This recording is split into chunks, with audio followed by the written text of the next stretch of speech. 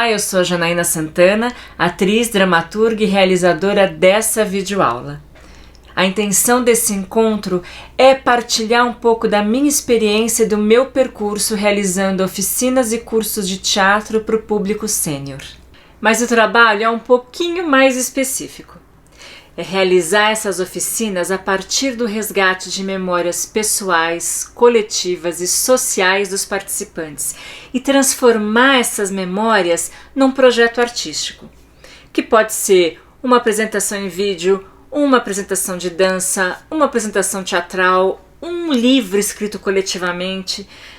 O meu desejo é que, a partir dessa videoaula, você, que é educador, que é artista visual, artista da dança, das artes cênicas, da escrita, que você se sinta impelido a criar, junto com seus grupos, projetos artísticos a partir das memórias dos participantes.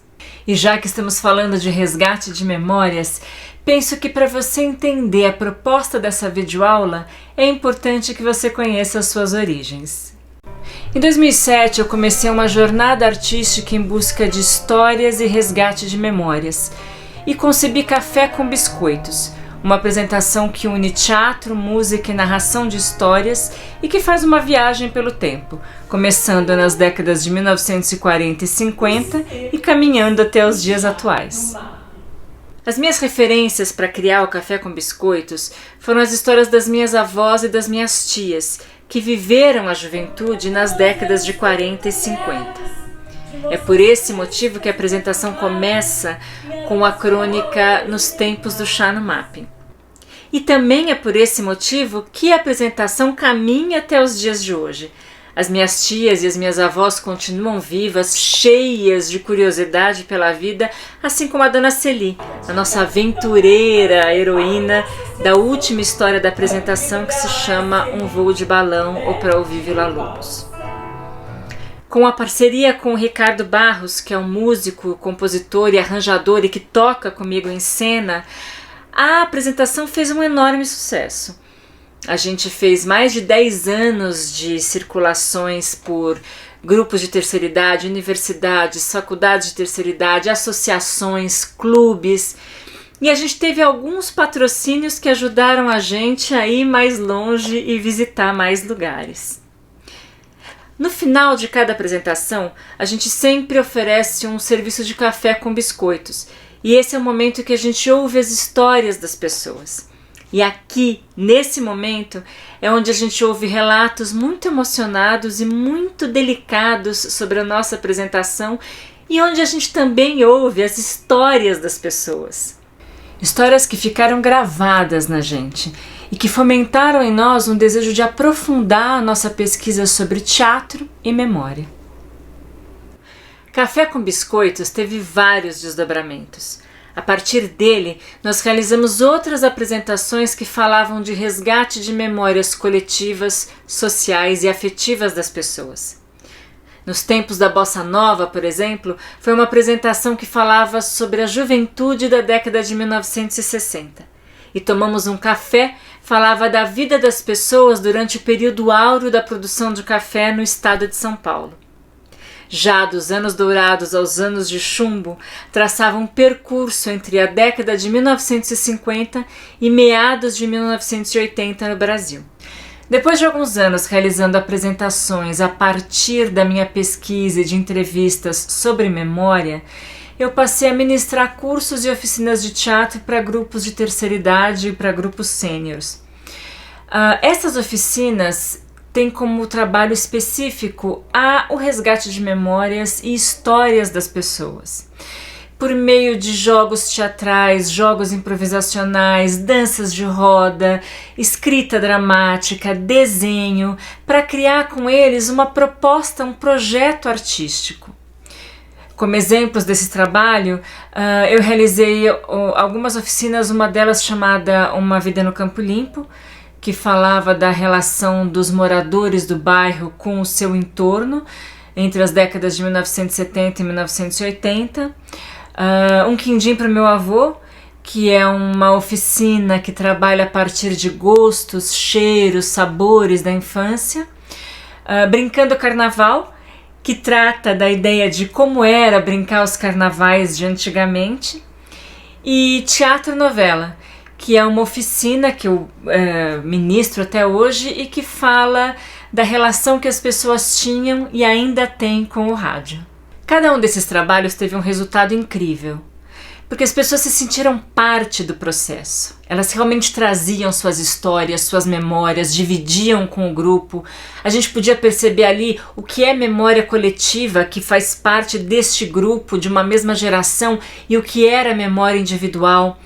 E foi um processo muito interessante de criar cenas bonitas, divertidas, engraçadas, emocionantes, que criaram um diálogo muito interessante com o público.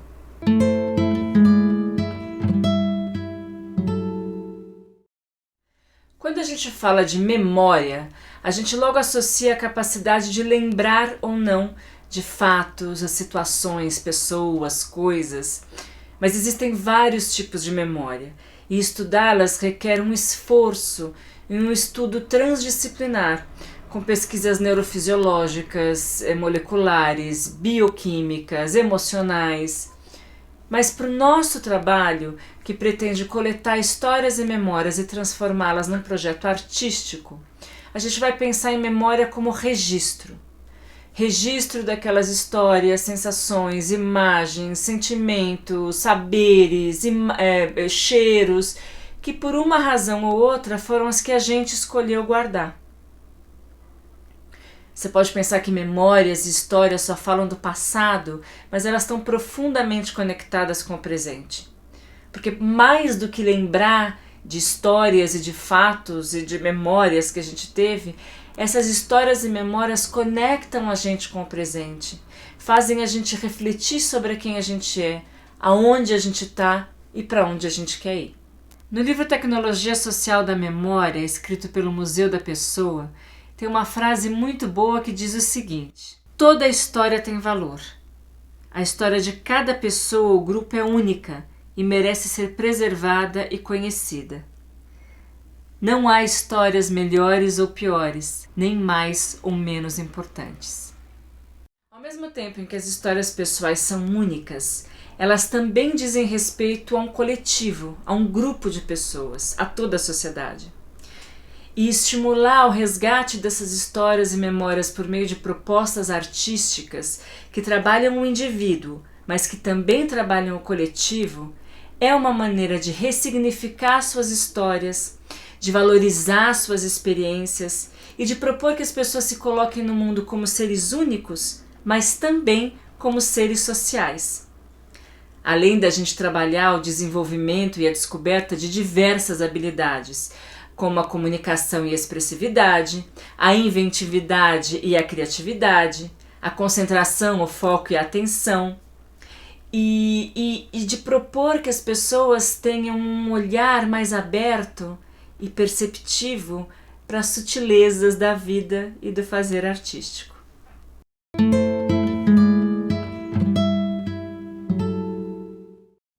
Para construir uma proposta sólida e que seja interessante e instigante para o seu grupo, eu acho que tem algumas perguntas que a gente precisa se fazer.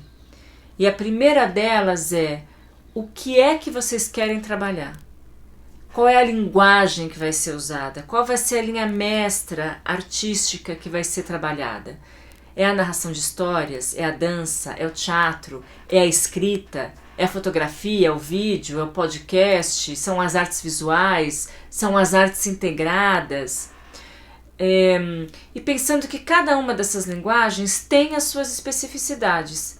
Tem a sua própria maneira de trabalhar, requer um tipo de espaço, requer um tipo de equipamento ou de habilidade ou de uso. Então, por exemplo, se você vai fazer uma oficina de teatro ou de dança, ela requer um espaço muito grande, o que já não é necessário para uma oficina de contação de histórias ou de escrita. Se você vai trabalhar uma oficina de vídeo, você vai precisar pensar em câmera, em luz, em técnicas de abordagem com vídeo. Se você vai pensar numa narração de histórias, a linguagem vai ser diferente se ela for para o vídeo, se ela for para uma roda de histórias. Se você for pensar em fotografia, você vai precisar de algum tipo de equipamento e de algum tipo de olhar para aquelas imagens. Se você vai pensar numa oficina de podcast, você pode pensar diferentes maneiras de usar a voz e o texto. Então, cada linguagem requer um tipo de atividade de experimentação. O que não impede que se use diferentes abordagens dentro da linha mestra que o grupo escolheu. Então, digamos que a oficina seja de teatro, você pode colocar ali algumas inserções de atividades de danças de salão, de danças de roda, que permitem que as pessoas tragam as suas memórias e as suas histórias à tona. Ou você pode propor uma atividade de desenho, por exemplo, que faz com que as pessoas consigam visualizar a cena que elas querem fazer ou que elas querem contar dentro de uma oficina de vídeo, ou de uma oficina de podcast, ou de uma oficina de narração de histórias. As linguagens podem se comunicar, desde que você tenha muito claro qual é a linha mestra, qual é a linguagem principal. Uma segunda pergunta que está intrinsecamente ligada à primeira e que tem a ver com a sua percepção do seu grupo é: que tipo de linguagem mais interessa ao meu grupo? E aí cabe também você pensar nas individualidades dentro do grupo. Então, digamos que você vai dar uma oficina de teatro e você percebe que algumas pessoas ali não têm muito interesse em ir para a cena. Você pode estimulá-las a escrever, a trabalhar com a sonoplastia, a criar os cenários, os figurinos. Estimular todos os processos que têm a ver com a linguagem escolhida é também uma maneira de resgatar as memórias, de enriquecer o trabalho e de estimular os processos individuais dentro do processo coletivo. Uma outra questão fundamental de se pensar é na duração do projeto. Vai ser uma oficina de curta ou de longa duração? As atividades têm que ser pensadas para esses tempos diferentes. Então, se é uma vivência de uma tarde, por exemplo, as dinâmicas e os jogos têm que ter um percurso onde o participante perceba que ele tem começo, meio e que se finda ali, naquele encontro. Já uma oficina de longa duração permite que os temas sejam explorados e trabalhados de uma maneira mais profunda.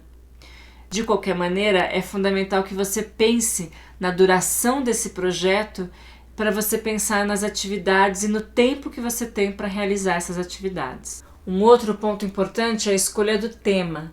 Sobre o que você e o seu grupo querem falar. É importante que vocês tenham esse tema como norte, como linha mestra, para que vocês não se percam depois em um monte de histórias e informações que não têm a ver com o que o grupo pretende falar. E qual vai ser o tema? Vocês querem falar sobre os cheiros e sabores da infância? Ou são as histórias do bairro onde esses participantes viveram? Ou, num sentido um pouco mais amplo, a cidade na qual todos moraram? Ou são histórias laborais, das atividades profissionais dessas pessoas num determinado período? É a história de suas casas, de suas experiências durante a pandemia? São histórias de um projeto comunitário que aconteceu no bairro X? Vão falar da juventude? São de uma mesma geração? E ainda falando sobre o tema, como será o processo de escolha? É você quem tem interesse sobre um tema específico e vai levar para o seu grupo? Ou você percebeu a necessidade que esse grupo tem de falar sobre algum tema específico e propõe o projeto para eles? Ou por outra, é o grupo que percebeu que tem uma necessidade e procura você para falar sobre o assunto e vocês trabalharem juntos? É claro que se você vai propor um projeto desses para uma instituição, a escolha do recorte pode ser sua, mas sempre pensando que ela pode e vai ser modificada a partir da participação das pessoas. Agora, de qualquer maneira, quando você propõe um processo de resgate de histórias e memórias com um grupo, é importante que as pessoas tenham essa voz da pergunta, né? Sobre o que é que você quer falar. E uma pergunta muito importante, talvez a mais importante delas é: por que é que vocês decidiram resgatar essas histórias, essas memórias e não outras? Por causa da relação com o território, ou por causa da importância de contar as histórias de vida das pessoas daquele bairro, ou porque as pessoas querem falar da sua própria geração e das histórias dessa geração, ou porque é importante resgatar as histórias de vida das pessoas daquele grupo.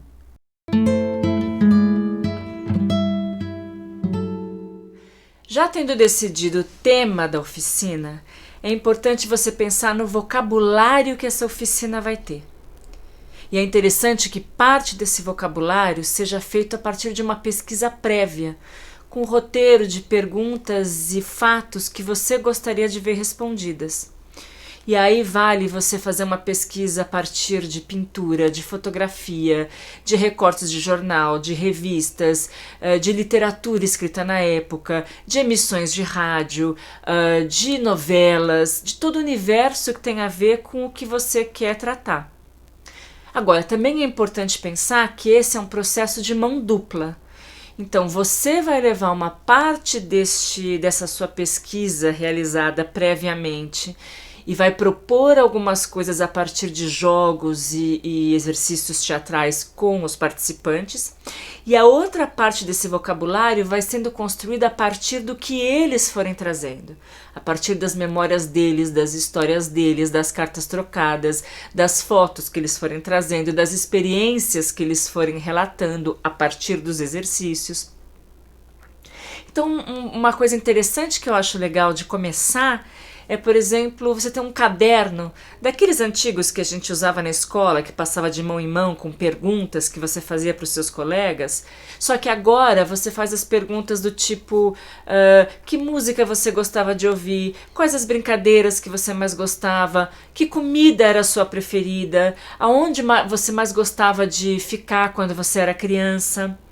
Você pode também propor levar um baú, uma cesta, onde as pessoas tragam os seus próprios materiais. Peças de roupa, fotografias, cartas trocadas, os seus próprios recortes de jornais e revistas. Todo esse material vai sendo enriquecido para que no final vocês tenham um projeto robusto, redondo, cheio de sabor. E os exercícios, a gente vai falar deles agora.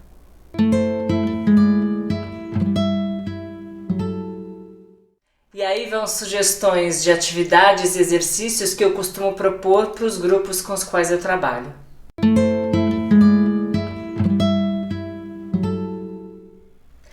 Eu sempre gosto de propor aquecimentos que envolvam o grupo inteiro, porque é uma maneira de estimular a troca, a convivência, o acolhimento e a confiança do indivíduo dentro do grupo. Você vai colocar o grupo inteiro em roda e propor um tema. Então, digamos que o tema da sua oficina seja comidas da infância. Você vai criar aí um subtema. As comidas da casa da minha avó, ou a cozinha da casa da minha avó quando eu era pequena me lembra. E deixar que cada participante fale uma palavra, uma sensação, uma imagem que veio na cabeça dela. Então vai vir um monte de coisa, vai vir banana, cheiro de canela, cortina branca na janela, fumaça saindo das panelas. O importante é que nesse momento a pessoa só possa falar uma palavra, uma imagem, uma sensação. Não deixa a pessoa ficar elaborando o pensamento, porque a ideia é brincar com essa primeira imagem, essa primeira memória que veio. Numa segunda rodada desse mesmo exercício, você pode propor uma coisa um pouco mais elaborada, que é a pessoa pensou na palavra ou na imagem, na sensação, imaginou aquilo, criou uma imagem na cabeça e só depois ela fala. Aí você vai perceber, e o participante também, que a fala vai sair mais rica, mais cheia de cor, mais gostosa de ouvir. Uma terceira opção, uma terceira rodada que você vai fazer, você pode propor que além dessa imagem, a pessoa inspire antes de falar. Então ela pensa na palavra, imagina o que vem com aquela palavra, inspira e fala. Numa quarta rodada, você pode propor essas mesmas etapas que venham junto com um gesto. Dessa maneira, você vai, além de trabalhar essa primeira brincadeira com resgate de memórias, Você vai trabalhar a aproximação das pessoas com as ideias de expressividade corporal, expressividade vocal. Um dos aquecimentos que eu mais gosto de fazer é a partir das danças de roda. Porque são leves, porque são integrativas, porque são gostosas. As pessoas no geral gostam de dançar. Se não gostam de dançar, elas gostam de música e do movimento que a música gera nos seus corpos. E as danças de roda permitem trabalhar vários elementos. A concentração, o ritmo, as direções do corpo, a relação do corpo com o espaço, a integração, a expressividade. Então, digamos que você tenha como tema da sua oficina as músicas do meu tempo de adolescência ou o carnaval. Você pode buscar ali uma marchinha, uma música pop, um bolero que seja, cujo andamento seja mais lento, para você propor pequenas frases de movimento. Então, frases de movimento que sejam simples, que sejam fáceis de gravar a princípio. Então, alguma coisa como 2 passos para a esquerda, 2 passos para a direita, 1 passo para frente, 1 passo para trás. E você vai aumentando a dificuldade dessa atividade a partir do grupo. Então, na segunda ou na terceira rodada, você põe um passo a mais, ou você põe um giro que eles tenham que voltar para frente. Na quarta rodada ou na quinta rodada, você pode propor que o grupo saia da roda, crie um gesto e volte para a roda. Tem milhões de possibilidades de você criar atividades com danças de roda que são muito divertidas e que trabalham vários elementos importantes. Então, um exercício que eu gosto muito de dar é o telefone sem fio corporal. Qual é a ideia do exercício? A mesma ideia de quando você dá uma frase que o outro vai ter que repetir para o outro e assim por diante, só que aqui a gente vai fazer com o corpo. Então, eu proponho um movimento. A pessoa à minha direita tem que repetir o meu movimento, a pessoa à direita dela tem que repetir o movimento que ela fez até terminar a roda. É claro que vão sair boas risadas, porque como o telefone sem fio original, o último movimento não vai ser nem um pouco parecido com o movimento original. Uma segunda rodada, eu proponho que eu faça um movimento e a pessoa que está ao meu lado vai repetir o meu movimento e acrescentar o movimento dela. A pessoa que está ao lado dessa primeira vai repetir o movimento que ela fez e acrescentar um dele. E assim por diante. O jogo da caligrafia corporal é um jogo muito legal de fazer. E ele permite que que o participante perceba 2 coisas ao mesmo tempo. Uma delas é a consciência corporal e a outra é a expressividade desse corpo consciente. Então, a ideia é, você põe uma música que tem a ver com o seu projeto, com o que você está desenvolvendo com o grupo, e pede para que as pessoas desenhem ou escrevam o nome delas numa parede imaginária. Só que ao invés delas desenharem com a mão, elas vão desenhar com diferentes partes do corpo. Então, primeiro elas vão escrever o nome só com a ponta do nariz, depois só com o queixo, depois vão pintar só com o cotovelo, depois só com um pedaço do quadril e assim por diante. Você pode propor também que eles pensem em fazer movimentos muito grandes, movimentos muito pequenos, movimentos médios e que eles experimentem as possibilidades de uso de planos. Um plano alto, um plano médio, um plano baixo. Claro que isso vai depender do nível de dificuldade que seu grupo tem. Então você, como condutor, tem que perceber como é que esse grupo se comporta, como são os corpos dessas pessoas, para você ter essa sensibilidade de ir propondo esse exercício.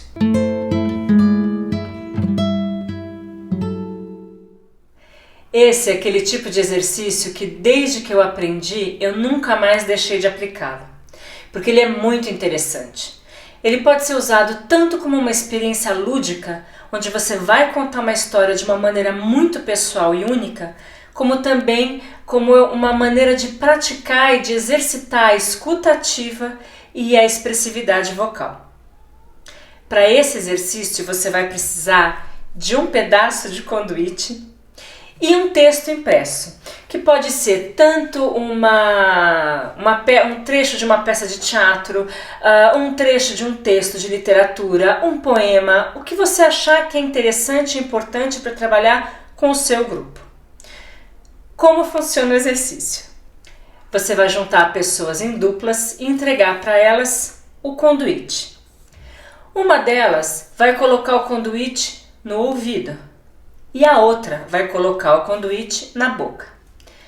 A que tiver com o conduíte na boca vai ler o texto que você entregou para a pessoa que está com o conduíte no ouvido. E aí você pode exercitar com ela várias coisas. Você pode pedir primeiro para que a pessoa só leia o texto como ela acha que deve ser lido e depois você vai acrescentando coisas como trabalhar os ritmos, as entonações das palavras, os volumes e depois você vai trocar. Então a pessoa que ouviu vai falar e a pessoa que falou vai ouvir. Ao final do exercício, a gente se reúne em grupo novamente com todo mundo para discutir como é que foi trabalhar essa escuta ativa e como é que foi trabalhar, quem está falando, essa brincadeira com a expressividade vocal. Como foi dar diferentes pausas, como foi mudar os ritmos, como foi dar entonações diferentes para tais palavras. É um exercício muito legal para trabalhar muito a escuta e a fala. Esse é um exercício muito interessante porque ele trabalha 3 pontos: a valorização das histórias individuais, a escuta ativa e presente da história do outro e a rememoração e como recontar a história do outro. Funciona assim. Você vai propor um tema que tem a ver com o projeto que vocês estão desenvolvendo e dividir o grupo em duplas. E pedir para que essas duplas contem uma história de vida para outra pessoa. Então A conta uma história para B durante 5, 10 minutos e depois B conta uma história para A durante também os mesmos 5 ou 10 minutos. Depois você abre a roda e pede para que as pessoas recontem as histórias. Só que ao invés da pessoa contar a própria história, ela vai contar a história que ela ouviu. No final do exercício, você vai propor uma discussão, onde as pessoas vão falar como é que foi contar a sua própria história, como foi ouvir a história do outro, que registros a pessoa fez da história que ela ouviu e como é que foi recontar a história que foi ouvida. É importante que você perceba que você não deve, em momento algum, exigir que a pessoa que vai recontar a história reconte exatamente como foi ouvida, porque essa é uma das graças do exercício. É você perceber como é que a pessoa absorveu a história e como é que ela reconta essa história para o outro. Esse é um exercício muito legal para a gente trabalhar a disponibilidade para o jogo e para a mudança e as histórias das pessoas. Como é que funciona o jogo? Você vai propor um tema qualquer, por exemplo, Rua Augusta, 1945, e propor que os participantes já se imaginem quem eles podem ser nessa Rua Augusta de 1945. Então pode ser o atendente do bar, a vendedora da loja, uma compradora de roupas, um transeunte, um motorista de ônibus. Só que o jogo ele é feito com 2 pessoas de cada vez, embora ele seja legal de ser feito com grupos grandes. Então você vai pensar numa pessoa A e na pessoa B. A pessoa A entra para o jogo, já se imaginando quem ela seria nessa Rua Augusta, e espera que a pessoa B entre e proponha um jogo qualquer com ela. Então vamos dizer que a pessoa B entre propondo pedir um café ou pedir um copo d'água para a pessoa A. Eles interagem um pouco, a pessoa A, num determinado momento, sai do jogo, deixando a pessoa B ali, e entra uma outra pessoa, que a gente vai chamar aqui de pessoa C, para interagir com essa pessoa B. Só que a pessoa C vai entrar propondo um outro jogo, ao qual a pessoa B vai ter que estar disponível para jogar. Quando a pessoa B e a pessoa C cansarem de jogar, a pessoa B sai de cena, a pessoa C continua e uma outra pessoa que a gente vai chamar de D vem para jogar com a pessoa que ficou, propondo uma outra coisa. Esse jogo vai se continuando até que a pessoa A, que foi a primeira que entrou, volte para jogar com a última pessoa que estava ali.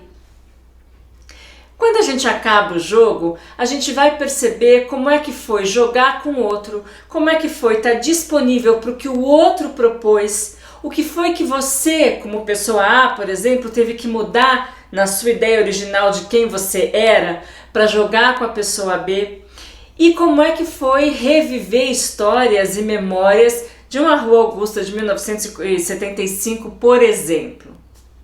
E aqui temos os exercícios de escrita criativa. Para esses exercícios você não vai precisar de nada além de papel e caneta. E são atividades muito legais para você trabalhar com seus participantes o resgate das memórias deles e a elaboração dessas histórias de uma maneira lúdica e divertida. Aqui eu proponho 2 tipos de exercício de escrita criativa. O primeiro se chama Era uma Vez. Nessa atividade, você vai trabalhar a ideia da criação de uma história bem quadradinha, com começo, meio e fim.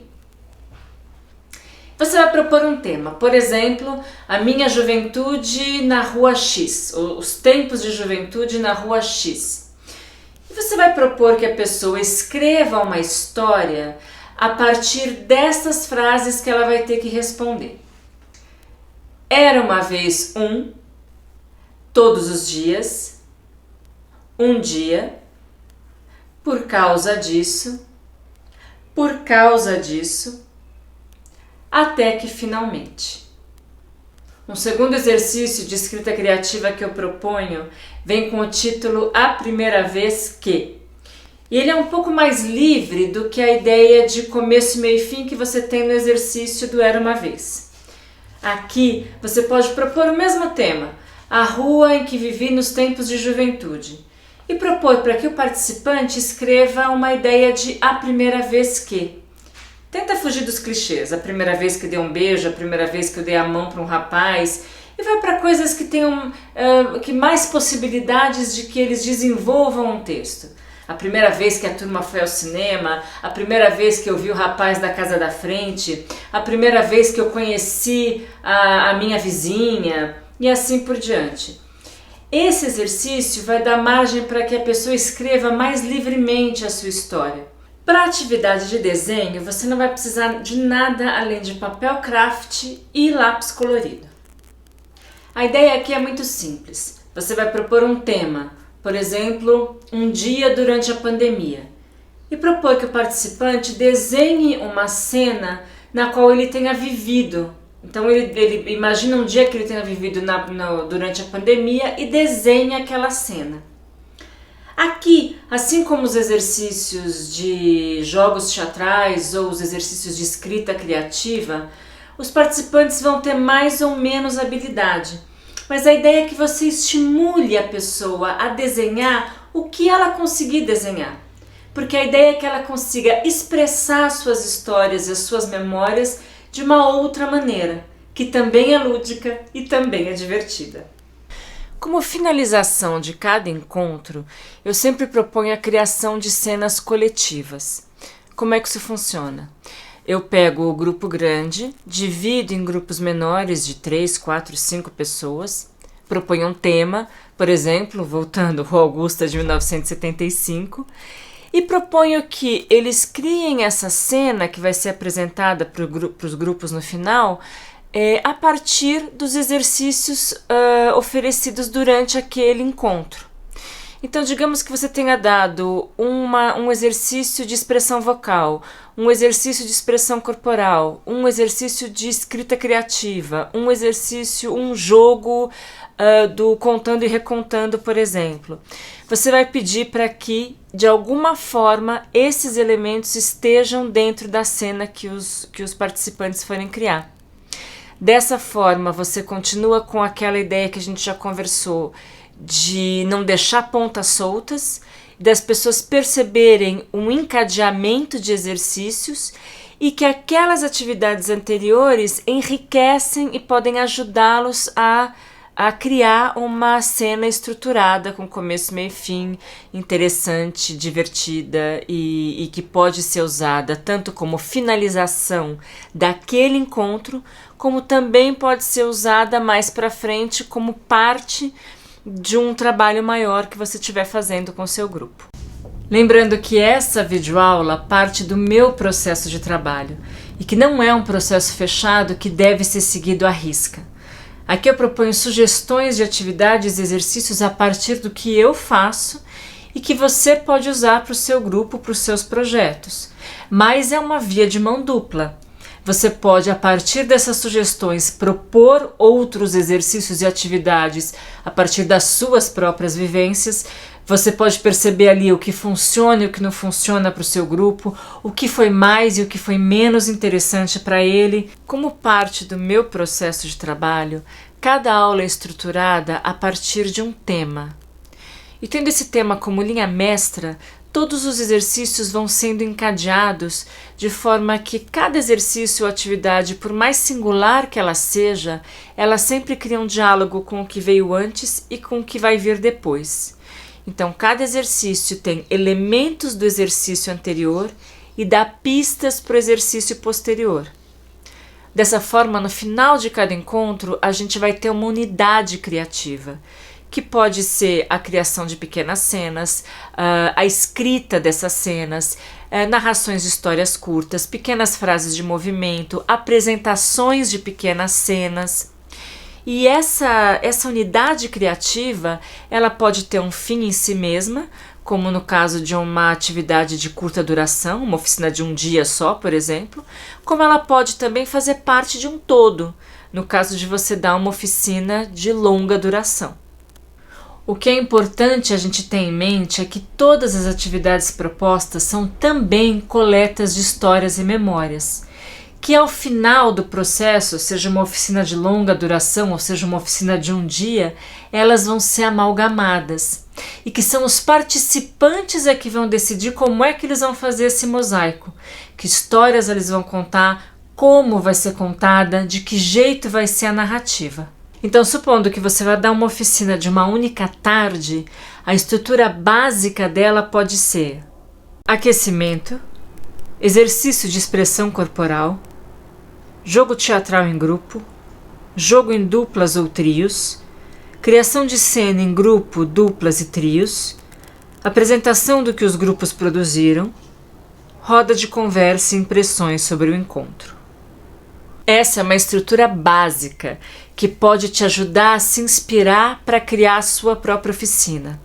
Mas você pode, por exemplo, acrescentar uma atividade de expressividade vocal, de escrita criativa, de desenho. Tudo vai depender dos interesses do seu grupo, do tempo que você tem com eles para desenvolver esses trabalhos e da duração da oficina. Essa estrutura é pensada para uma oficina de teatro. Mas você pode muito bem adaptar essa mesma estrutura para a atividade que você quer desenvolver com o seu grupo, para uma outra linguagem. Então vamos dizer que vocês queiram trabalhar a linguagem do vídeo, por exemplo. Você pode substituir um exercício de expressão corporal por uma atividade que trabalha enquadramento, luz, fotografia. Ou vocês podem achar que naquele momento não é necessário fazer um trabalho de expressão vocal. O que eu acho que continua sendo fundamental é que na construção da oficina você pense numa linha mestra e que essa linha mestra tenha um começo, meio e fim muito claro, com exercícios que conversem entre si. Como essa é uma videoaula que pretende instigar você a trabalhar a memória e as linguagens artísticas, caso você esteja se sentindo um pouco perdido, um pouco perdida porque você é da área da saúde, por exemplo, eu sugiro que você faça cursos, oficinas de dança, de teatro, de música, de vídeo. Existem inúmeras oficinas gratuitas oferecidas por centros culturais, casas de cultura, bibliotecas. E eu também vou colocar aqui uma lista de livros que eu acho que podem ajudar você a aprofundar um pouco essa pesquisa e a trabalhar melhor com seus grupos. Para você trabalhar jogos e improvisações teatrais, eu sugiro os seguintes livros: Jogos Teatrais, o fichário de Viola Spolin; Improvisação para o Teatro, também da Viola Spolin; Jogos teatrais, da Ingrid Dormian Della. Jogos para atores e não atores, do Augusto Boal. E 200 exercícios de jogos para o ator e o não ator com vontade de dizer algo através do teatro, também do Augusto Boal. Para você adentrar nesse conhecimento de expressividade corporal, de criatividade, de pesquisa de movimento e de consciência corporal, eu sugiro esses 2 mestres brasileiros, o Klaus Viana e a Angel Viana, com os seguintes livros: A Dança, de Klaus Viana, A Pedagogia do Corpo, de Angel Viana. Para você aprofundar um pouquinho seu conhecimento em narração de histórias, aí vão as dicas. Acordais, da Regina Machado, A Arte de Contar Histórias, organizada pelo Juliano Tcherno, A Arte de Contar Histórias, da Nancy Mellon, e Narrativas Orais, de Ney Clara de Lima. E para você conhecer um pouquinho mais sobre metodologias de resgate de memória, eu sugiro os 3 livros seguintes: História Falada, Tecnologia Social da Memória e Memória Social. Esses 3 livros você pode baixar gratuitamente do site do Museu da Pessoa. Eu vou deixar o link aqui embaixo. Você ali pode, além de baixar esses livros, conhecer histórias de vida de muitas pessoas que podem ser inspiradoras para o seu processo com seu grupo. Para você que ficou comigo até agora, eu espero que essa videoaula tenha sido bastante proveitosa e estimulante. Obrigada por chegar até aqui. E se você quiser saber um pouco mais sobre o meu trabalho, você pode acessar o site cafécombiscoitos.wordpress.com ou então me mandar um e-mail no cafécombiscoitos@gmail.com. Eu gostaria de agradecer à Secretaria de Economia Criativa do Estado de São Paulo e dizer que essa videoaula foi feita com recursos do PROAC Expresso Direto 39 de 2021.